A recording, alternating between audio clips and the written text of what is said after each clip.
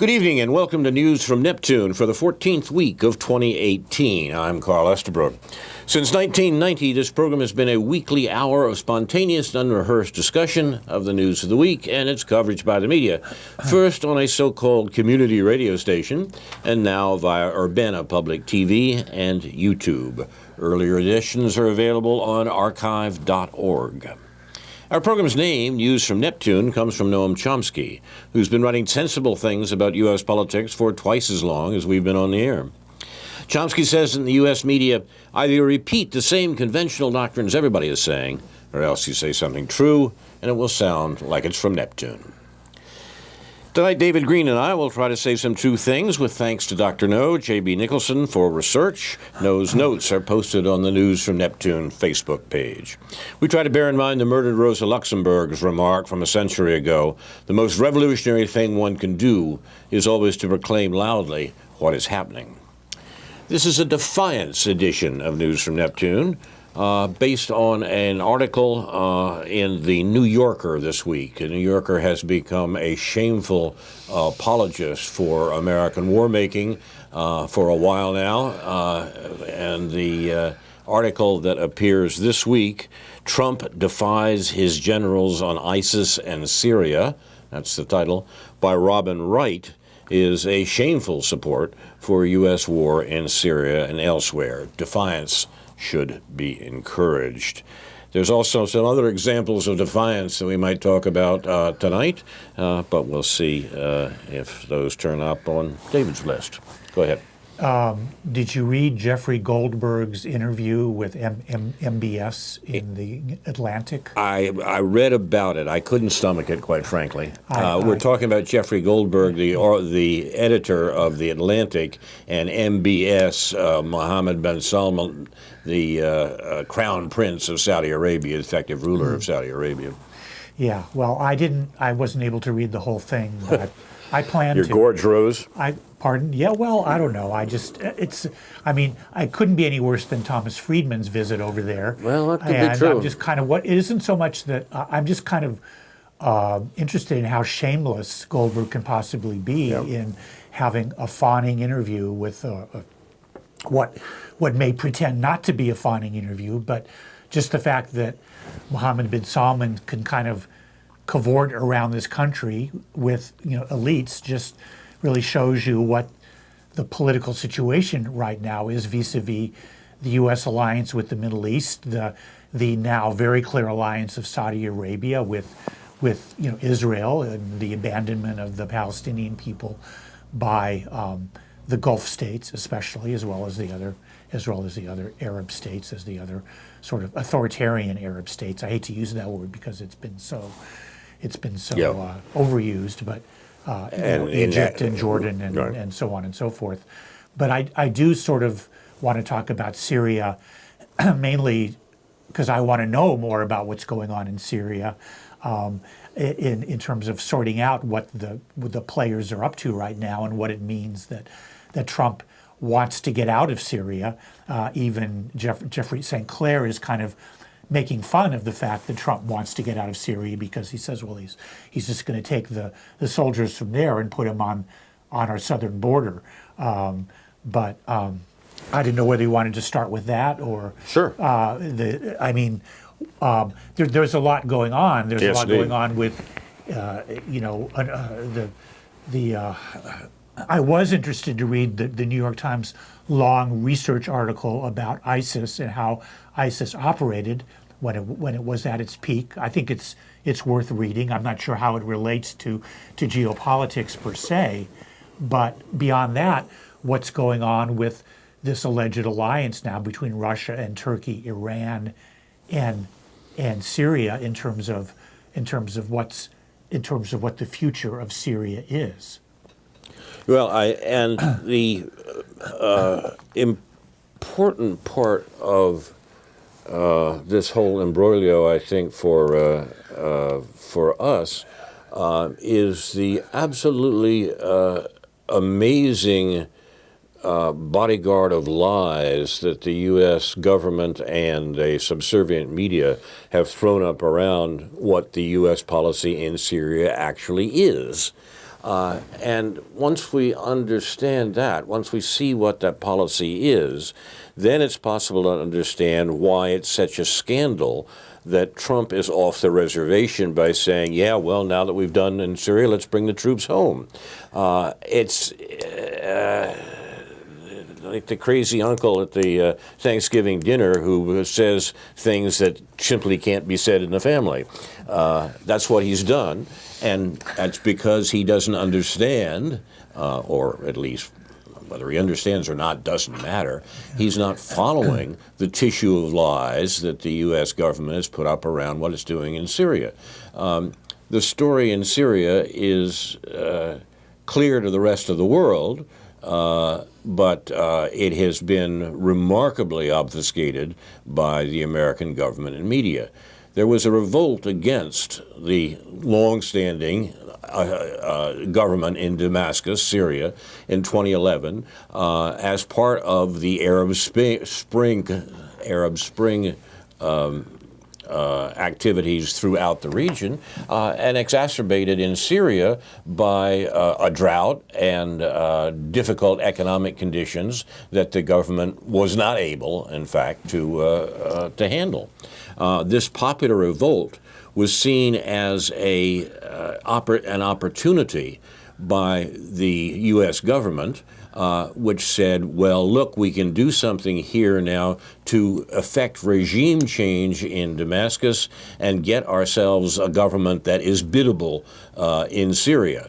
The U.S. overall Middle East policy is a matter of controlling enough governments by whatever means necessary, from the patronization of Israel, and as you now say, as you pointed out a moment ago, Saudi Arabia, to the destruction of one of the most successful governments in the region, Libya. This is what the U.S. government, the Obama administration, simply did and was willing to kill an awful lot of people in order to make sure the long-standing U.S. policy of controlling oil flows out of the Gulf continued. Now, the problem was that the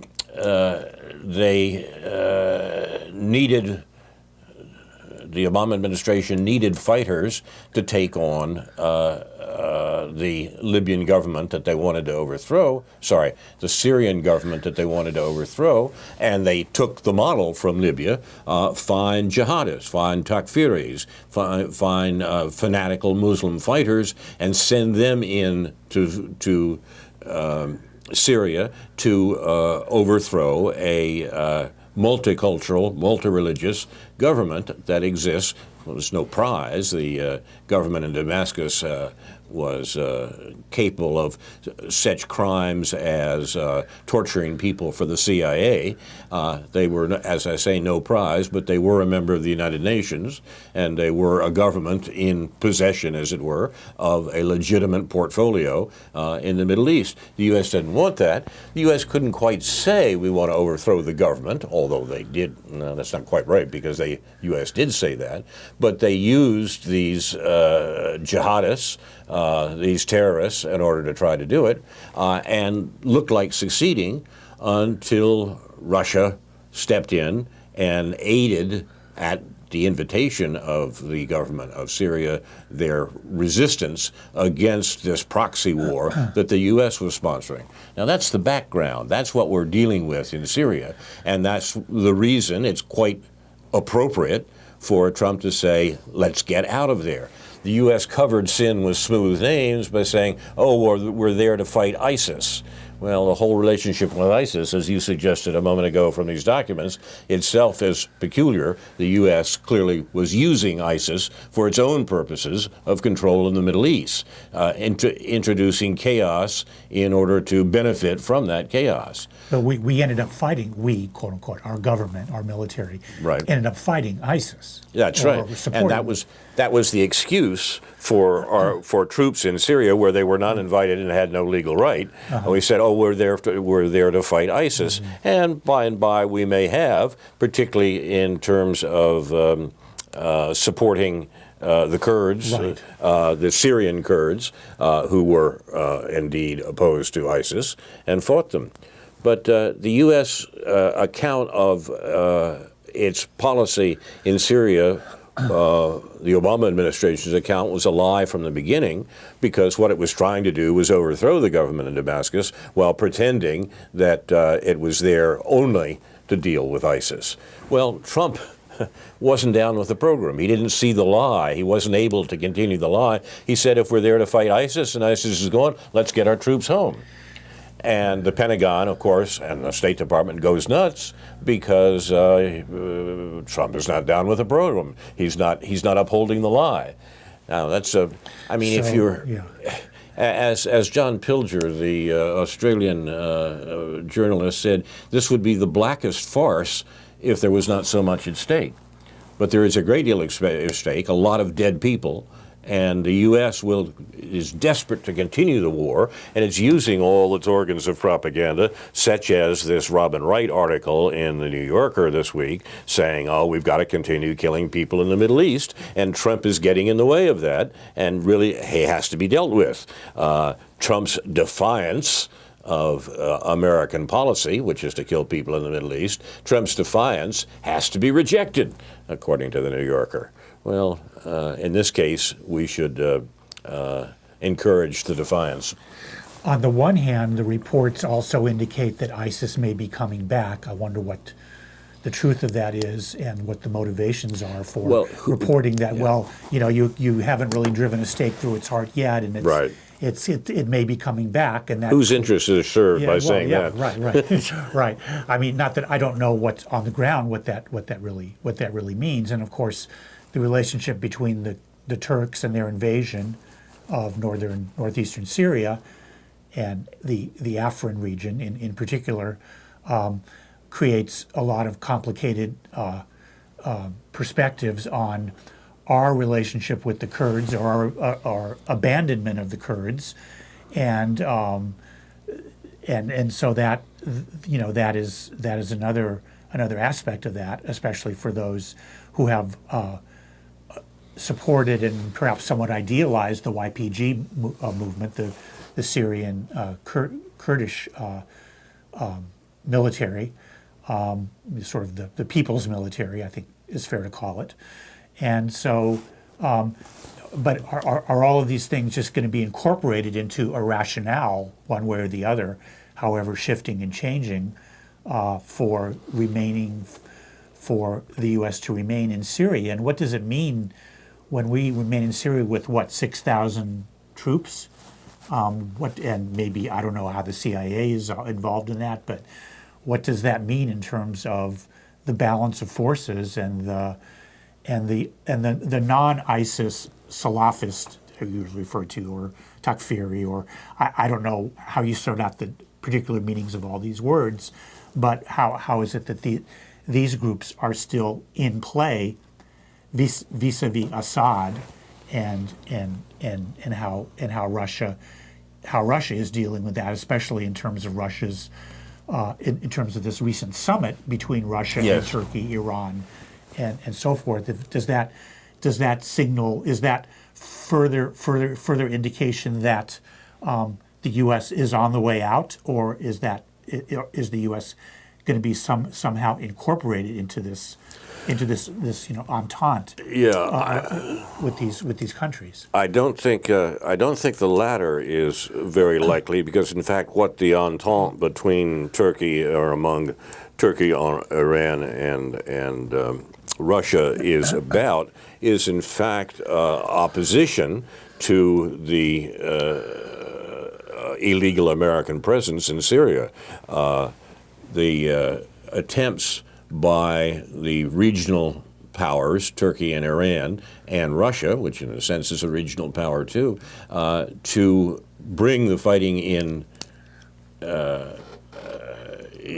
in Syria to an end, is in fact an attempt to prevent the source of that fighting, the U.S., from continuing. So it's the understanding between those three powers is important, and that's why Washington, the permanent government or political establishment, is so upset about Trump, because they're afraid that Trump is not willing to continue the very war that those powers are lined up against. Well, what power does Trump have to do anything? Supposing he really knows what he wants. I mean, what control over the government does Trump have, and what role does the Congress play in this? Congress plays no role at all. Right. In that it could, of course. I mean, there is a War Powers Act. There is the Constitution that says the Congress declares war. But we've had a Congress. We've had both parties down with the program for a long time and not willing to interfere in any way with the political establishment's wars in the Middle East. That's a 21st century artifact that is about as permanent as any can be in the American government. Trump happens to be both chief executive and commander-in-chief, and one would think, if one read the Constitution and so forth, the direction of the use of military forces would be within his purview. The fact of the matter seems to be that he is unable to get his writ to run, and is, as I've been suggesting, probably the weakest American chief executive since Calvin Coolidge. So I don't expect the U.S. to withdraw its illegal army, its illegal military forces from Syria anytime soon. It is a consummation devoutly to be wished. Well, but one might be at least entitled to be confused about the fact that Mike Pompeo is now Secretary of State. Is he not Trump's man? I mean, or is Pompeo the War Party? Well, that's a good question. I mean, that's a word I know you use a lot, and I think the person who's most well known for using that is Justin Raimondo at the antiwar.com website. I mean, I don't know if you mean the same thing when I think I do. That he uses it. I think I do, in the sense that there is a, as the Brits would say, a cross-party agreement in the American government in favor of war. That's an important fact. In favor of the war in the Middle East that the U.S. has been conducting now, depending upon how you want to describe it, for generations. The war party is there in the sense that the war party includes the structures of the Republican and Democratic Party, the so-called intelligence community, that is the CIA, NSA, and so forth and so on, the Pentagon, of course, and the other elements of the American political establishment that are in the business of determining policy. We know that policy is determined in Washington in a pyramidal fashion. It's not the bottom that controls, but the top. And the top is usually thought to rest in the President's National Security Council. What's peculiar about the current situation is that all that structure has as at its head a man who was elected after a thorough criticism of the thorough is not the right word, after the only criticisms of the neoconservative policies that the U.S. has been following for a generation of any major presidential candidate. And now we see that playing out when Trump says, by the way, I meant it. I meant we want to withdraw these troops from Syria. You said they were there just to fight Daesh. Daesh is gone. Let's get out. And the rest of the government says you're not maintaining the lie. You're not maintaining the lie that the U.S. isn't there to overthrow the Syrian government, but of course we are, and we have to continue doing that. Therefore, we're not bringing the troops home. Now, for a president to be told that by his government is a bit shocking, and the reason that all the intellectual resources of the American political establishment, like the New Yorker, have to be mobilized to get this crazy man out of there. But the point of the matter is that he's right and they're lying.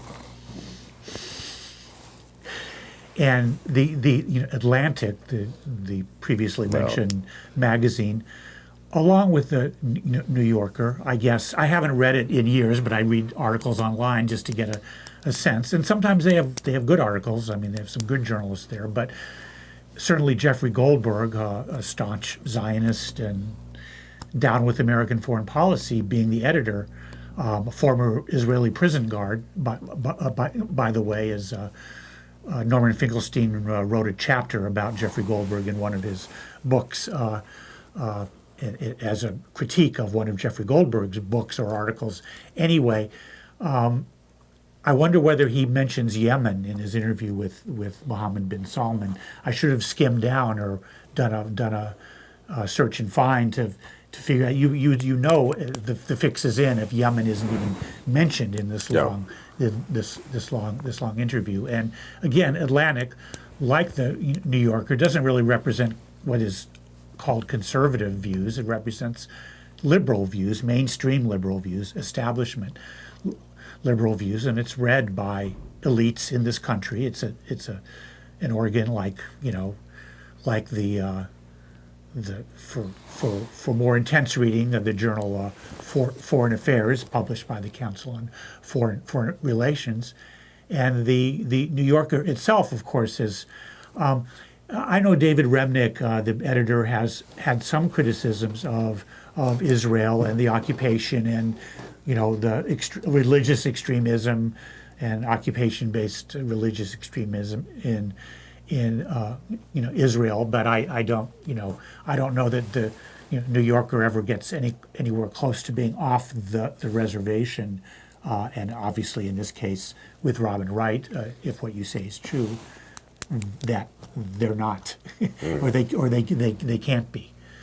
You're watching news from Neptune. We're recording this at midday on Friday, the 6th of April, and we've just gotten a note here about what's going on in Gaza. This is a Israel weekly right occurrence here. While we're doing this is going on. Yeah.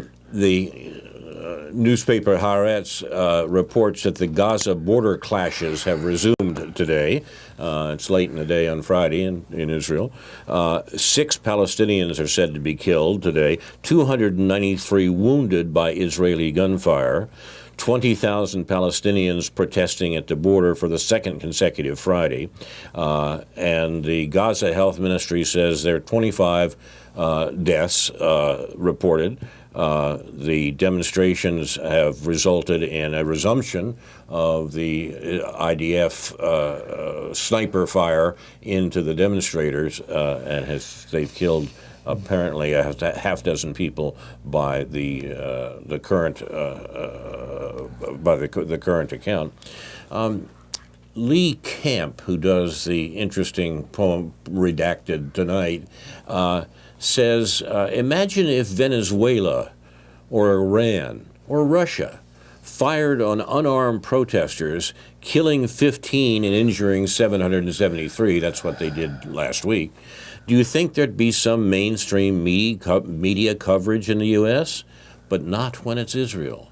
Now we have another chance to find out today because there are more dead people on the ground in Gaza as a result of the Israeli military firing on unarmed protesters, and see what the report is like tonight and this weekend in the American media. Are these demonstrations planned on a weekly basis? I was a little confused about what the plan was, because they said it was going to be like for 6 weeks between now and May 15th, which is observed in Israel as Israeli Independence Day, but is observed by the Palestinians as Nakba Day. Yes. That these demonstrations were going to be going. I guess I didn't understand that they would be once a week, that we can depend on this to be happening every Friday. I'm not sure. Until May 15th. But in any event, I was actually going to mention on my short list here just the number 17. The contrast between the number 17, and I don't mean to be dismissive of anyone's death, but it is notable, given that there were 17 killed apparently 17 Palestinians killed last Friday in Gaza Right. on a similar protest, and 17 high school students killed in Florida, which provoked a much-needed march on Washington and so forth, and marches around the country in relation to the issue of guns and violence and so forth. But of course, they've been treated very differently. Maybe it's not fair to juxtapose those, but I don't see why. And then again, I don't see why not. Any man's death diminishes me, as someone said. Yeah, and so the manner in which it's covered, and the manner in which so many commentators have minimized or justified the Palestinian deaths, in what was obviously, I mean, it's implied that they had any weapons. It's still not clear whether there were any weapons and what difference it would make if there were, if they used any, a Molotov cocktail or something like that. On the other hand, there's some consternation in the mainstream. I mean, the New York Times is concerned, the editorial board is concerned about what the Israelis, how they present themselves when they gun down 17 unarmed people this way. Are we concerned about how a school shooter presents himself? Yeah. So, but still, there's not. I mean, again, I read during these times. I usually look at Mondoweiss to see at least their reporting on what the reporting is, and they're sort of looking. As Philip Weiss and the others there have a tendency to do, they're looking for a sign that the establishment in this country is waking up to the fact that their support for Israel just cannot hold, that it's got to be untenable, and there are so they find the sources that are questioning that and saying, this really doesn't look good, and seeing that as a sign of the things are about to change, and I doubt that, as I usually do. I was surprised that your friends at Mondoweiss this week writing, the headline was, "Israel just lost American Jews," because of this criminal attack on these on the unarmed protesters. That seemed to me, in a peculiar and reversed way, perhaps optimistic that actually would have that effect. Yeah. Do you think he's right? Do you think they're right? That's just so typical of Mondoweiss, and again, I'm skeptical about it, because they've been losing, according to Mondoweiss, Israel has been losing American Jews, especially young American Jews, for a long time, and I realize that the opinion polls show that Jewish Americans don't support Israel in the same way they once did. They don't unquestionably support Israel, and younger people have more serious doubts, and the Jewish establishment, who had an editorial recently, or who wrote a piece recently, one of the leaders of the Jewish committee, or whatever, about that. So there's this head scratching going on, but it doesn't really seem to have much influence on either. Obviously not an Israeli policy, who are just doubling down on what they're doing, and it doesn't seem to have much effect on the U.S. Congress and their response to these kinds of things, and it doesn't really have legs, as they say, among the institutional Jewish leadership, the Zionist institutional Jewish leadership, except very much on the fringes of that, and even I don't think like J Street, the sort of liberal Zionists don't seem to have that much critical or anything to say about what's going on in Gaza right now. I think it's another illustration of the fact that support for the government of Israel in the U.S. is finally not so much a matter of ethnic solidarity, the way that people of Irish descent support one of the Irish governments, or people of French descent support a French government, if there is one.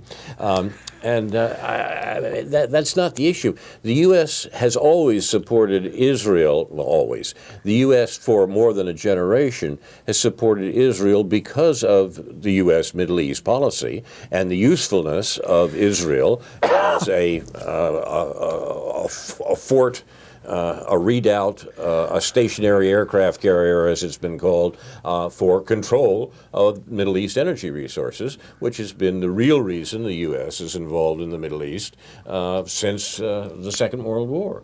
Now, that's what's at stake here, U.S. support for the Israeli government, and the notion that it all has to do with Arabs and Israelis who've been fighting each other for time immemorial is in fact nonsense, as the current alliance between a dictatorial government in the Kingdom of Saudi Arabia and the apparently corrupt government in Israel suggests.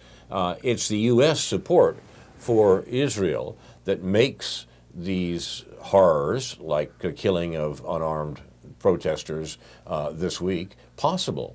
If the U.S. were to withdraw this support, then support is diplomatic and political and military and economic.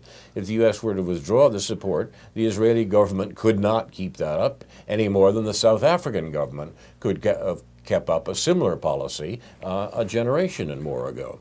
So if we're concerned about these dead people lying on the ground in Gaza today and this week, we should be talking to the U.S. government. Not condemning Israel or the Jews or anybody else for their natural, for their vicious proclivities. That's not the issue. The issue is politics, and the issue is finally American politics, U.S. politics, U.S. imperialism.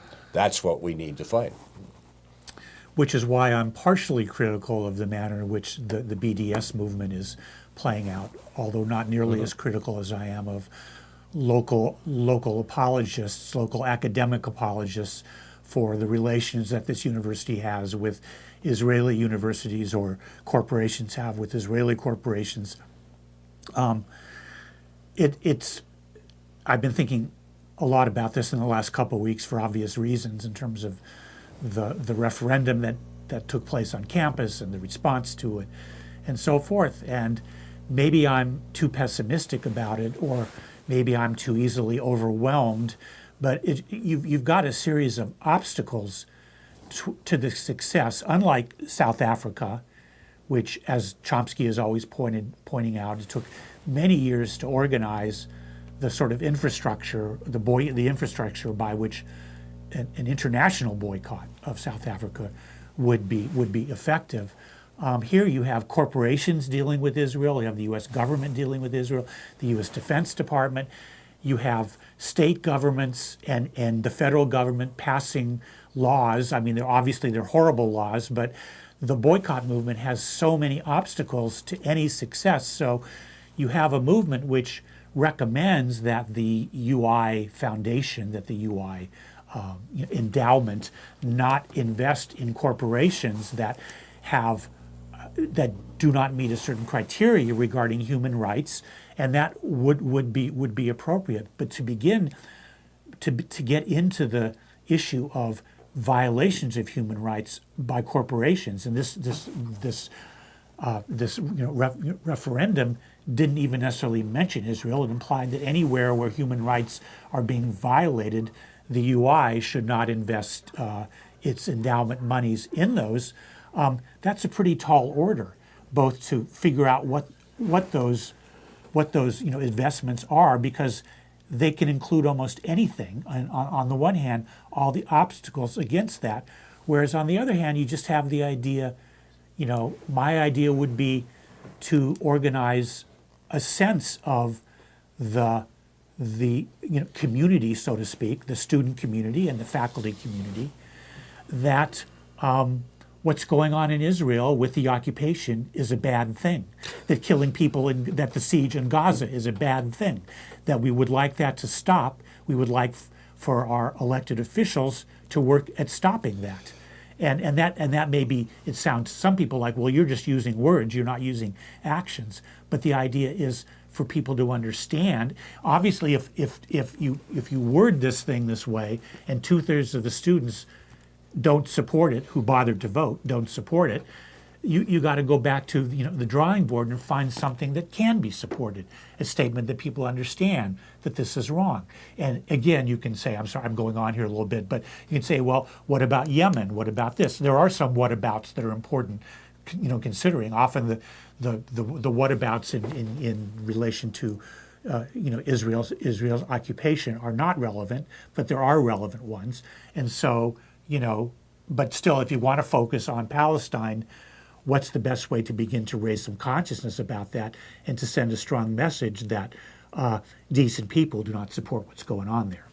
And in the meantime, we live in a state in which the Democrats and the good liberals amongst those Democrats established a law that prevents University of Illinois money being invested in a way that fails to support Israeli apartheid. This is a shameful invasion of the political process in Illinois in favor of an apartheid system in Israel, in the occupied territories, that's worse than the apartheid system that existed in South Africa. And this, our fiery liberal spirits, including our local Democratic members of the Illinois legislature, failed to vote against. This is, when things like that happen under the radar, as it did in this state, it's rather hard to have the sort of discussion that you want take place. Yes, but still that could be a basis. I mean, the fact that this boycott, this anti-boycott movement, this anti-boycott idea is law, I guess, in this state, could be a point that, could be a basic, simple talking point to organize around and put pressure on our legislators to overturn that. Indeed, it should be. Yeah, and we could start locally with that, and there you go.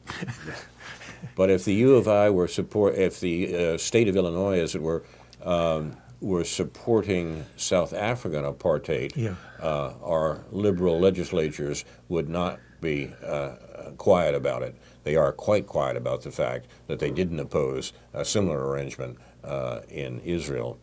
And once again, I go back to my earlier point, this has less to do with social solidarity with Israelis or Jews or anyone. It has a great deal to do with the foreign policy of the United States that the political establishment, particularly the Democratic Party, falls into right away. And wars and rumors of war are not a problem for our acquiescent legislators. And this is going to get me in trouble, but I'm already in trouble with a lot of people, including people that I would rather be working with. Not you, Ethan. I'm not in trouble with you. But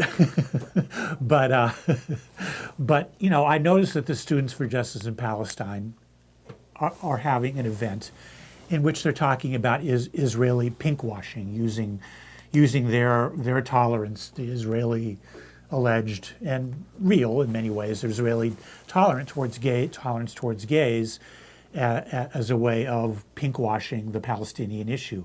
And that's fine that they're hosting an event like this and a panel like this, but it also discourages me because, again, I guess we just have to be going back to the drawing board because there's a new cohort of students every few years. And the environment has changed, but the thing is people still need to be educated about what the history of the Israeli-Palestinian conflict is. We understand that better. Yes. But, and for a while, I took it for granted that a lot of people were getting an understanding of this in a way that is more appropriate. But I'm not so sure about that right now. It goes so far, but it doesn't go any farther. And the farther that it doesn't go to is understanding how Americans are really implicated in this. Exactly right. That's very true. You're watching news from Neptune. We have a few minutes left. Should we turn? It's not certainly not from the sublime to the ridiculous, but from the. Why not ridiculous? Come on.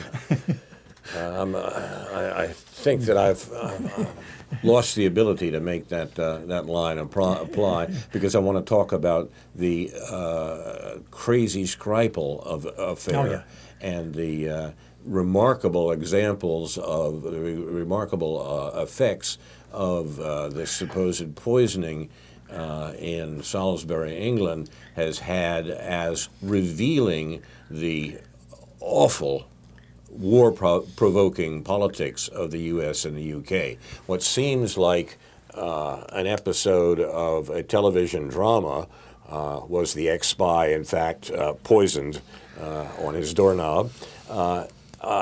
Turns out to be an hysterical continuation of the extremely dangerous politics that has brought us Russiagate and the war provocations against Russia that in any reasonable society would be laughed away, but in this society are a matter of potential destruction, not just of the people involved and the countries involved, but indeed of the world as a whole. I mean, what these guys are willing to do, the war provocations that have come out of the United States in the last administration, in this one, are so outrageous and so dangerous that something like this peculiar case in England is producing circumstances that the results of which are incalculable. And I just can't believe it. The original case, the notion that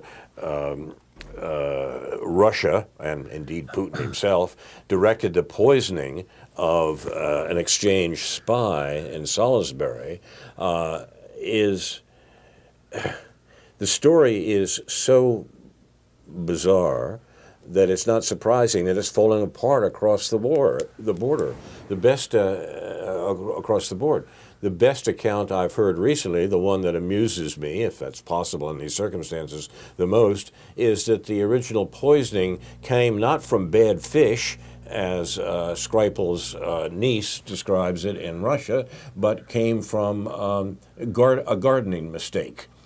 Given the English in gardening, I'm beginning to think that that's the best explanation. The organophosphates that are supposed to have poisoned Skripal and his daughter are used to keep down wasps in Salisbury. I've been in Salisbury. I didn't notice wasps when I was there, but they say that's a serious problem in the region and that the local gardeners, and the English are excited about gardening, use these chemicals, these organophosphates, to keep the wasps in their place. There's a pun there that I'm not even going to bother with.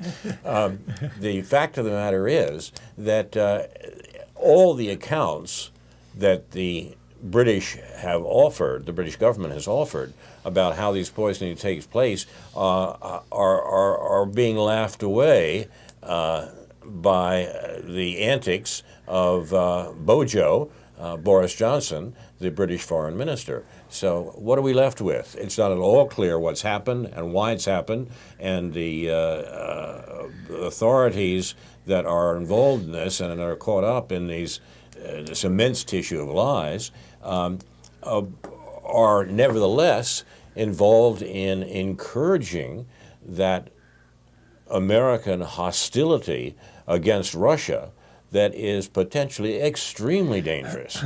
And, that's why I would say sublime to the ridiculous doesn't count it, but ridiculous to the deadly, that does indeed give an account of what we're looking at. There's a nice article or interview with Michael Hudson this morning on the Counterpunch website where he talks about the Skripal affair. He has a vast knowledge of, I guess, everything. There doesn't seem to be anything Michael Hudson doesn't know. But and the main point is, first of all, that he makes is that there's nothing about this that accords with any of the standard rules, legal or just moral, in terms of actually having to have evidence to support one's claims. That's very true. Not to mention what the evidence might imply, any evidence whatsoever, what it might imply, and what and then the context for for understanding how such evidence might be used. He simply, it's a long article or a long interview, but he basically says there remains to be no evidence that the Russians are responsible for this. Is anybody claiming that is anybody even purporting to claim that there's evidence other than just sort of the idea that who else could have done it? Well, I mentioned the May and Johnson government, the conservative government in Britain. It said, of course, it was clear beyond a doubt from the Portdown chemical plant up the road from Salisbury that these were Russian poisons that were administered to the Skripal. Now it comes out that that Johnson was lying or at best misinformed, that there never was an affirmation like that from the British chemical weapons factory, which was responsible for some nefarious activities long before, by the way. But the account that led to the U.S. and the U.K. demanding that diplomatic representatives be withdrawn all over it was a tissue of lies, conscious lies or not, we don't know. But the nonsense involved in it is becoming more and more obvious, while the danger of the U.S. and U.K. versus Russia contretemps becomes ever greater. There is a summary of the arguments, such as they are, the lies if you prefer, in the notes that our research director, J.B. Nicholson, put together, and I will put them on the Facebook page for News from Neptune. The mishegas is serious. I would note on a different note something I wanted to mention relating to the headline in the News Gazette this morning, which talks about the University of Texas, or the universities in Texas, stealing the U of I faculty. Did you notice this article? I did see the article. And I just needs to be said, I don't know, just because I like to talk about these kinds of things. It's really, really interesting how when it comes to establishing a business climate, a better business climate to attract job creators to our state, to our supposedly broken state, it often involves it involves ordinary people making less money.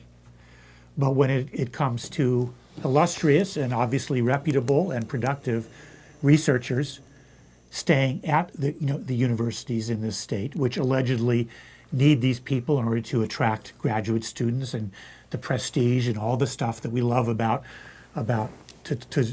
talk about, they need to get more money. I mean, this is neoliberalism in a sort of microcosm. That there's some people that just need to get more money. They just have to have it to keep them, and there's other people that need to make less money.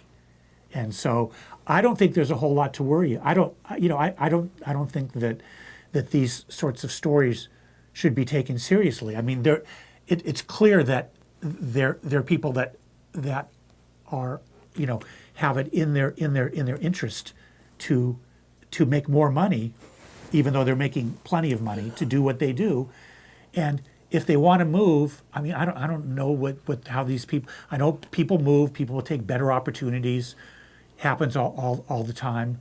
But it seems like if people want to go, let them go. And if they have what they need here and it's not enough, if they have plenty and it's not enough, I don't like the whole tone of this line of thinking, obviously. Is Texas making offers to retired faculty, do you know? I didn't want to bring you into this, but I do. I don't think you're. There's money around. I don't think you're on their short list. It's just the story of my life, I'm afraid. I mean, you can go. This operates. I guess this sort of mentality operates in corporate America at large, which is what universities have become corporate in this sense. Very true. But there just has to be some perspective on these things in terms of what social good does it do? Beyond the short range idea, we got to keep this famous person in Urbana, or it would be terrible, and it would indicate horrible things about our state, which we already know is this horrible place, if we couldn't keep this person. And I just hope that people can step back from a story like this and see it for what it is. Maybe if this person is indeed instructing students in the community in the ways of virtue and the things that must be known and done in order to produce a better human community, it's all to the good. Yeah, but, I'm not sure what Arizona did to attract Chomsky down there. Maybe I should I should account that in my thinking, in my critique here. My own Dr. Vater followed the same route, and in his case, it was the attractions of climate to an aging husband and wife. I don't know whether that's true. Well, Chomsky's may have other reasons, but the attractions of Arizona, which actually have fed their corporate image quite remarkably, has a lot to do with those 3 points of real estate, right? Location, location, and location. Yeah. And if you left Boston, why shouldn't Chomsky? I can see getting out of Massachusetts this time of year with no hesitation at all. I want to talk about, and we have a minute or two left, I think. I want to talk about we have about 10 minutes that I want to bring up the subject of where you get your news. There's been an awful lot of problems about that because of the conscious obfuscation of the situation politically in the U.S. and at large by the mainstream media, as we say, but also by the supposed alternative or independent media. I'm thinking particularly tonight of the case of Democracy Now!, which has a long history of rootedness in alternative media, and in recent years had been the one place that people could get a more honest account of what the U.S. government was doing. That changed, I think, in the Obama administration. I'm sorry to say that it did, but I think the differences between Democracy Now! And a few years ago are very great. One particular example, this again is from our research director, is the extent to which Democracy Now! Is a Russiagate defender, and it's putting up with things like Thomas Friedman's article in the New York Times this week, is Putin a CIA plant? I mean, what did Democracy Now! Have to respond in that regard? Democracy Now! They didn't have Friedman on, did they? No, they didn't. Okay. The reference to Friedman was a result of my being astonished at the things he's been writing in the last couple of weeks, and that crossed with my surprise that the Democracy Now! Is moving in that direction. They have, for example, absolved CNN of its Russiagate fantasies, saying they might be right, and cited the television comedian John Oliver, who is also a Russiagate supporter. That's too bad. Yeah. Because he's funny. From what I can tell. This is not entirely new. I mean, contrary to its self-given title, The War and Peace Report, the Democracy Now! Did not do very well as far back as the invasion of Iraq, and did far worse in regard to the Obama administration's attack on Libya, and suggesting up to and including the reports of the Gaddafi's forces being issued Viagra to make rape of the conquered areas in Libya more possible. Democracy Now! Carried that. It was an American government lie. going back in the style of the incubator babies in Iraq and so forth. But Democracy Now! Carried that, and it's carried a number of other things recently along the Russiagate line, and that's definitely a demerit in terms of their claim to be alternative news and the War and Peace Report. It's not similar things have happened with other traditional liberal media outlets like Mother Jones magazine, for example. It's really quite shocking to see the way these things have happened with these groups that a few years ago would have been seen as dissident or honest reportage in contrast to what mainstream media carried.